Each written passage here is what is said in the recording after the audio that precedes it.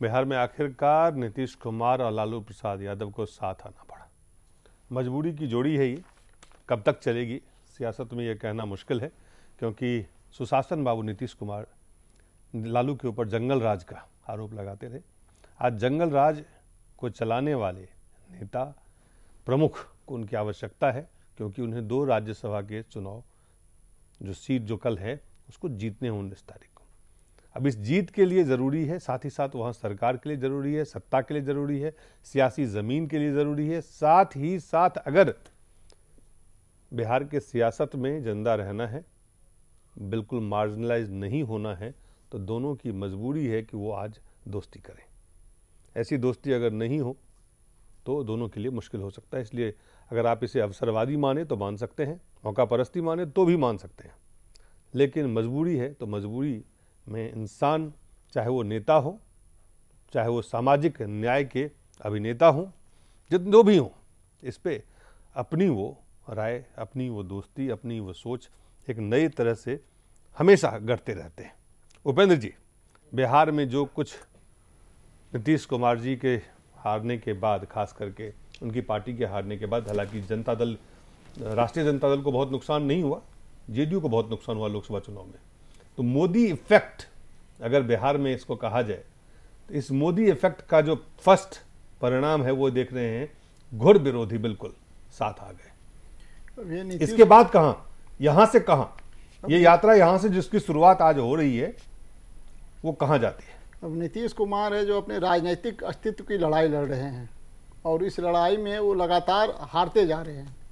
देखिए, लोकसभा का जैसे ही चुनाव परिणाम निकला, उनको मुख्यमंत्री पद छोड़ना पड़ा। अगर मुख्यमंत्री पद नहीं छोड़ते तो शायद उनकी पार्टी की सरकार ही चली जाती। तो अपनी पार्टी की सरकार बचाने के लिए उन्होंने मांझी को आगे किया और खुद गद्दी छोड़ दी। तो ये उनकी पहली हार थी। तो नरेंद्र मोदी से टकराने का, अपनी प्रधानमंत्री की महत्वाकांक्षा पालने का पहला असर हुआ कि उनका मुख्यमंत्री का पद गया। अब है कि वो जो मांझी सरकार है उसको बचाने के लिए और वो नीचे की ओर जा रहे हैं। तो लालू यादव से आह्वान करना, लालू यादव से अपने आप को जोड़ना, वो उनके जो राजनीतिक जो खात्मा है वो उसकी गति को और भी तेज कर देगा। आप ये कह रहे हैं कि यहाँ से इस यात्रा की अंत की शुरुआत होती है? हाँ, वो अंत की शुरुआत तो उसी समय हो गई थी जब उन्होंने अपने आप को बीजेपी से अलग कर लिया था। क्यों? क्योंकि एक राजनेता के रूप में बीजेपी ने उनको दूसरी बार जन्म दिया था। 1994 में समता पार्टी बना करके वो बर्बाद हो गए थे। 1995 विधानसभा चुनाव के बाद उनकी राजनीतिक मौत हो चुकी थी। तो बीजेपी गर्भ के गर्भ से 1996 में दोबारा पैदा हुए थे वो। तो जिस गर्भ से वो पैदा हुए हैं, फिर उससे उन्होंने विद्रोह कर दिया। तो बीजेपी को छोड़ने का मतलब था कि अपने अंत की शुरुआत हो जाना। तो पहला झटका लगा उनको मुख्यमंत्री पद जाने से। दूसरा अब लग रहा है कि लालू यादव के साथ जुड़ने से। मुख्यमंत्री के पद छोड़ने के बाद भी वो अपने आप को बचा सकते थे, लेकिन अगर लालू यादव के साथ वो जुड़ जाएंगे तो उनको यह नहीं भूलना चाहिए कि वो एंटी लालू राजनीति जो बिहार है, बिहार की है, उसका नेतृत्व करते उसका नेतृत्व कर रहे हैं। जैसे उनका जो एंटी लालूइज्म खत्म हो जाएगा उनकी पर्सनालिटी में, तो उनका जो 70% वोट आया है वो घट करके 5% पर फिर आ जाएगा।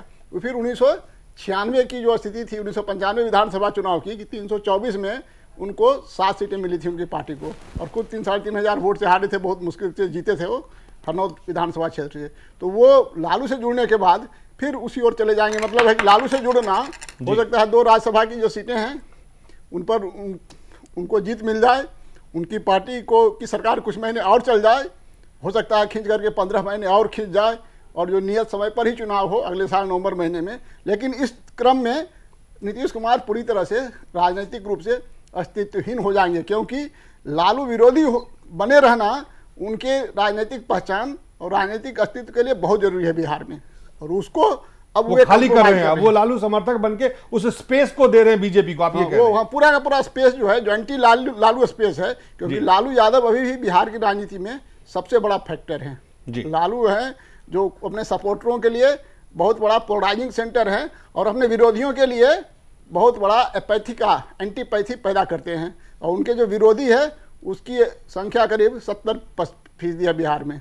उनके सपोर्टर हैं करीब अभी 30%। तो जो 70% जो इनका विरोधी है, उसमें अगर कोई 35 आधा भी एक साथ ले लेता है तो उसका 35% होगा, उसकी जीत हो जाएगी। तो ये जो नीतीश कुमार है वो जो 70% का जो है वो बीजेपी के लिए खुला छोड़ रहे हैं। 70% जो शेष बचा हुआ है उसमें बीजेपी जितने पर कब्जा कर सकती है, जितने को अपने साथ ला सकती है, वो लालू यादव पर उतना ही ज़्यादा बीजेपी भारी पड़ेगी। और नीतीश कुमार इस बीच है जो वो धीरे धीरे अपनी तो एक मिथिलेश जी जेडीयू के नेता हैं, एंटी लालू नेतृत्व को संभाल रहे थे नीतीश कुमार।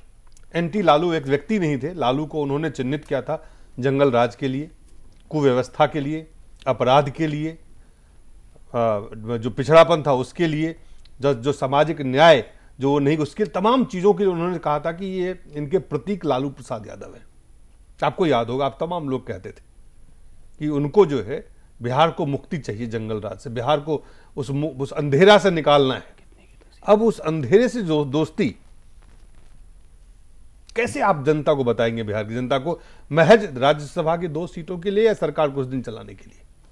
देखिए, लालू जी और नीतीश जी का जो एंटी आप कैंपेंसी, मैं नहीं कह रहा हूं, ये आप कहते आ रहे हैं। नहीं, सुनिए, जो मामला है आप देखे होंगे, ये नीतीश जी का भाषण है, मैं आपको तमाम भाषण दिखा सकता हूं। दोनों जो है जी राजनीति प्रवेश में एक ही बार एक साथ बड़े भाई या छोटे भाई के रूप में, अगर लालू जी सीएम थे तो सुपर सीएम नीतीश जी हुआ करते थे।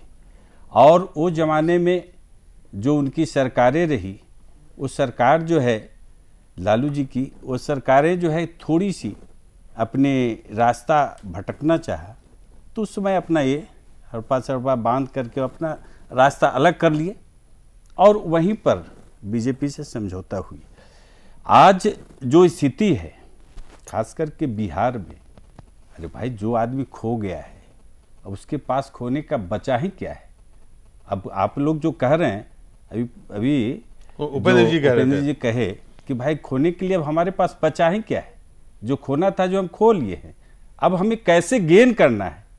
हम कोई दूसरे जगह समझौता नहीं कर रहे हैं, हम अपने बड़े भाइयों से समझौता कर रहे हैं। हमारे साथ कहीं हट गया था, लीक से हटे थे, हम साथ फिर पुनः आ रहे हैं।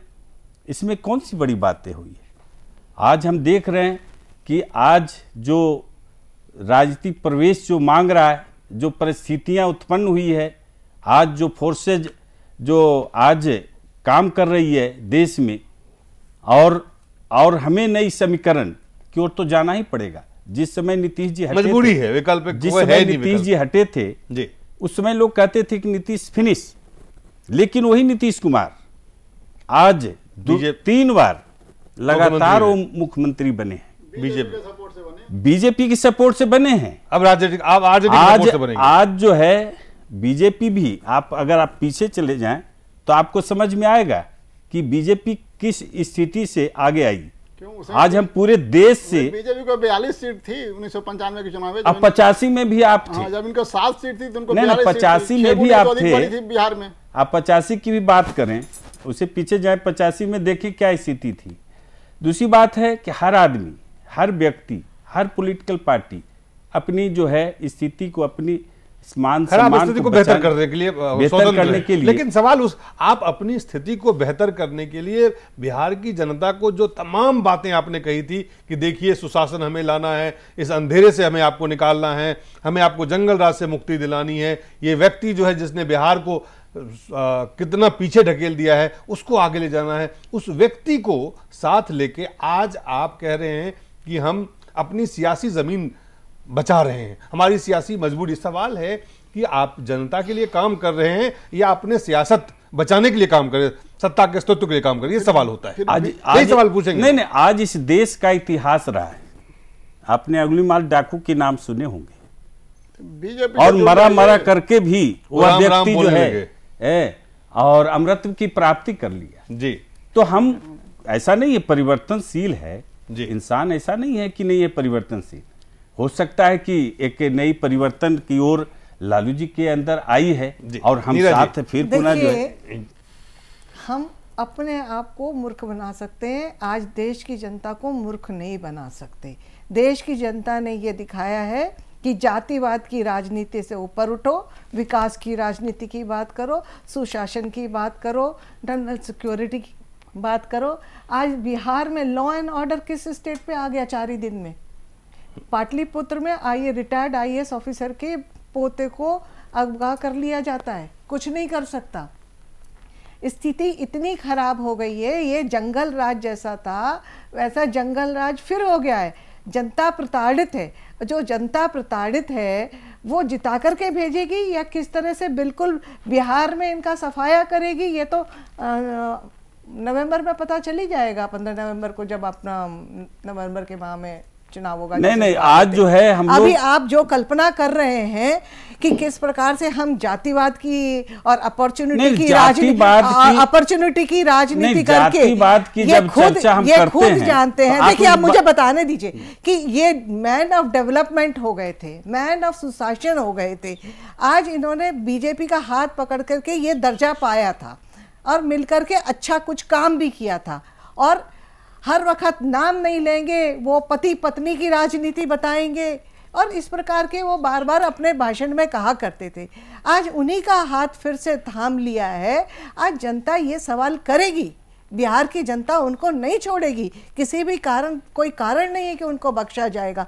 उनकी मानसिकता केवल शासन करने की है, सुशासन देने की नहीं है, डेवलपमेंट देने की नहीं है, सुरक्षा की नहीं है, लॉ एंड ऑर्डर की नहीं है। ये जनता को बहुत क्लियर हो गया है। शायद बिहार के इतिहास में आजादी के बाद जितनी भी सरकारें आई है, आज उस सरकार की अगर हम चर्चा करें एक एक समय का, एक एक काल का, तब आपको समझ में आ जाएगा नीतीश जी जितना विकास किए, जितना सुशासन दिए, जितना वहां पर जो है स्ट्रक्चर उन्होंने लाया है, शायद ही आज तक के किसी सरकार ने लाया है। चलिए, आज क्या हुआ है, अब क्या होगा, यहां से क्या होता है, यहां से कौन सी शुरुआत आप कर रहे हैं, यहां से सवाल। मैंने आपको उदाहरण दिया, इस देश का इतिहास रहा जी।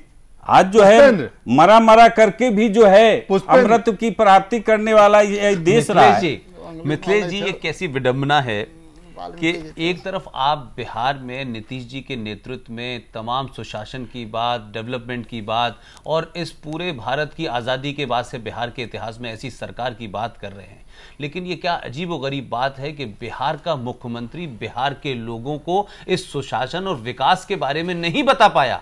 लेकिन गुजरात के तट से चला एक आदमी जिसकी भाषा भी हिंदी शायद उतनी वैसी नहीं है, उसने बिहार में जाके बता दिया कि गुजरात मॉडल क्या है। और आपके यहां लोकसभा में आपका सुपड़ा साफ हो गया और आप धर्मनिरपेक्ष बनाम सांप्रदायिकता के नाम पर लड़ाई लड़ने वाले लोग लालू प्रसाद यादव, आप और कांग्रेस 10 सीटों में सिमट के रह गए हैं। और फिर भी आप ये कह रहे हैं कि आपने सुशासन इतना अच्छा किया। बिहार के 99% लोगों ने गुजरात को नहीं देखा, सिर्फ सुना है, लेकिन जो बिहार में हो रहा है उसको बिहार के लोगों ने देखा है। तो अब आप अगर ये कह रहे हैं कि बिहार में सब कुछ अच्छा है और नीतीश कुमार ने इतना अच्छा किया है, तो मैं कह रहा हूं कि नीतीश कुमार जी को पूरी ताकत के साथ विधानसभा को भंग करके चुनाव में क्यों नहीं जाते हैं? क्यों वो ये कंप्रोमाइज कर रहे हैं? कभी जंगली जानवरों से कंप्रोमाइज कर रहे हैं, कभी कह रहे हैं सुशासन की राह में हम जंगल चले जाएंगे, हमें लालटेन की जरूरत है क्योंकि रास्ता तो वही दिखाएगा। तो ये तमाम जो आप जगलरी कर रहे हैं, इससे आप देश के लोगों को या बिहार के लोगों को यह बताने की कोशिश कर रहे हैं कि हम ये सुशासन और विकास का नारा जो है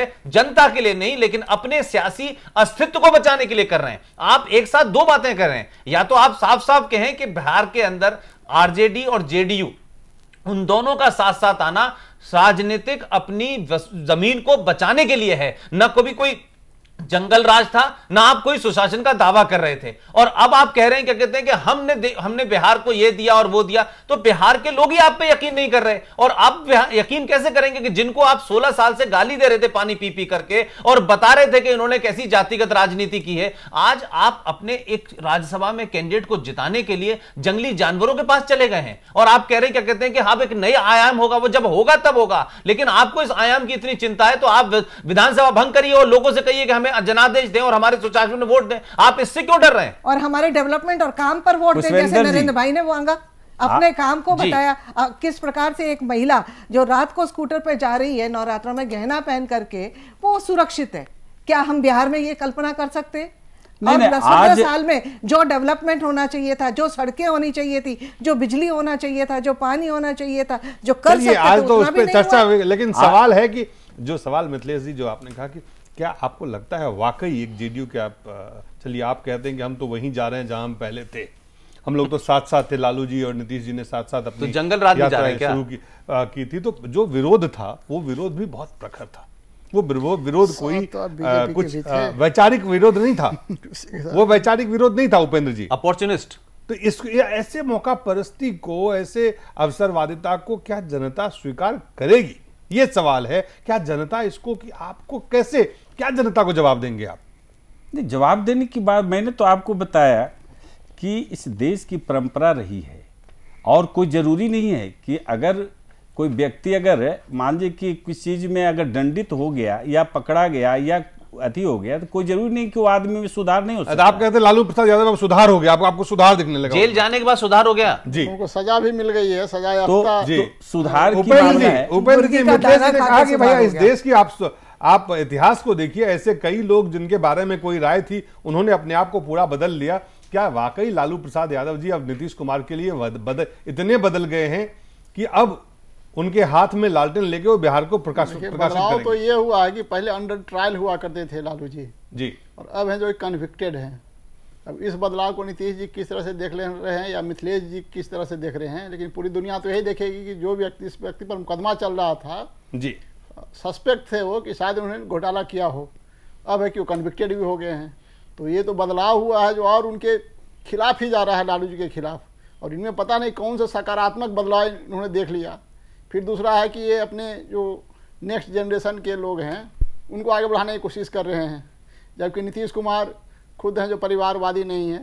ठीक है, कोई उनका राजनीतिक विरोधी भी नहीं कर सकता कि वो अपने परिवार के किसी व्यक्ति को आगे उन्होंने बढ़ाया हो, तो वो उनके खिलाफ विचारधारा के एक परिवारवाद के पोषक है, एक परिवारवाद के विरोधी हैं। हाँ, तो उसको उनको नीतीश कुमार जी को क्यों अचानक वो अच्छे लगने लगे जी? अब क्या वो नीतीश कुमार जी लालू जी को खुश करने के लिए उनकी बेटी मीसा को बनाएंगे उप मुख्यमंत्री? अब तो यही लग रहा है कि उनको भी सरकार में शामिल कर लो। आपको लगता है कोई डील हुआ इसमें? हो सकता है डील हुआ होगा। अभी देखिए कि चुनाव में गए हैं, लालू के खिलाफ वोट मांगा है लोगों से, लोगों ने इनको वोट दिया और जीत कर आए। अब है कि लालू के साथ रघुवंश प्रसाद लोगों के साथ धोखाधड़ी है ये। तो जिन मतदाताओं के सामने वोट मांगने के लिए गए थे, लालू के खिलाफ वोट मांग करके विधायक जीत आए हैं, और उन विधायकों के साथ लालू के विधायक को मिला करके सरकार चलाएंगे। ये कौन सी नैतिकता है? ये विश्वासघात है। ये तो मतदाताओं आप बीजेपी के साथ आपने लोगों से मत मांगे, फिर आप बीजेपी को से अलग होकर सरकार चला रहे हैं। आपको पब्लिक के, जनता के पास जाना चाहिए था। जिन लोगों के विरोध में आपने वोट मांगे, उनका समर्थन लेके आप राज्यसभा जाना चाहते हैं। ये कौन सी नैतिकता है? देखिए, हम जो स्थिति आज देख रहे हैं, आज जो बिहार की जो परिवेश बनते जा रही है, आज मान लीजिए काम करने वाला व्यक्ति को कहीं ना कहीं लोग जो है थोड़ा सा साइड करके आगे बढ़ने का काम किया है, और नए फोर्सेज को पैदा हुआ है वहाँ। अब हम उस फोर्सेज के संदर्भ में ज़्यादा मैं नहीं कहूँगा, इतना जरूर कहूँगा कि आज हमें आवश्यकता लालू जी का है जी। आज जरूरी है सत्ता में रहने और के लिए, हमें जो है उस आवश्यकता के अनुसार बिल्कुल बिल्कुल बिल्कुल। आज जो जहाँ जातिवाद की बात करते हैं जी, कोई भी बड़ी पार्टियां जी देखता है कि क्षेत्र में किस जात का अधिक वोटर है, आज उसी के अनुसार जो है वह टिकट देता है जी। तो क्या वो जातिवाद नहीं है? नहीं, बहुत सारे सवाल हो गए। अब मिथिलेश जी, जो सवाल अहम सवाल थे, आपने कहा कि देश में, बिहार में, तमाम जगह नए फोर्सेज। अब ये नए फोर्सेज जब आपसे नए सवाल पूछ रहे हैं तो उसका क्या जवाब आप देने जाएंगे? ये जवाब बिहार के जनता के पास जाएंगे, तब असल में पता चलेगा कि नीतीश कुमार और लालू की दोस्ती कितना असरदार होगी, और या फिर इसके कुछ और अंजाम होंगे, वो अंजाम जिसको आज शायद हम नहीं देख पा रहे हैं, आज नहीं बोल पा रहे हैं। फिलहाल मिथिलेश जी बहुत बहुत धन्यवाद, नीरा जी बहुत बहुत धन्यवाद, पुष्पेंद्र जी, उपेंद्र जी, आप सब लोगों का बहुत बहुत धन्यवाद।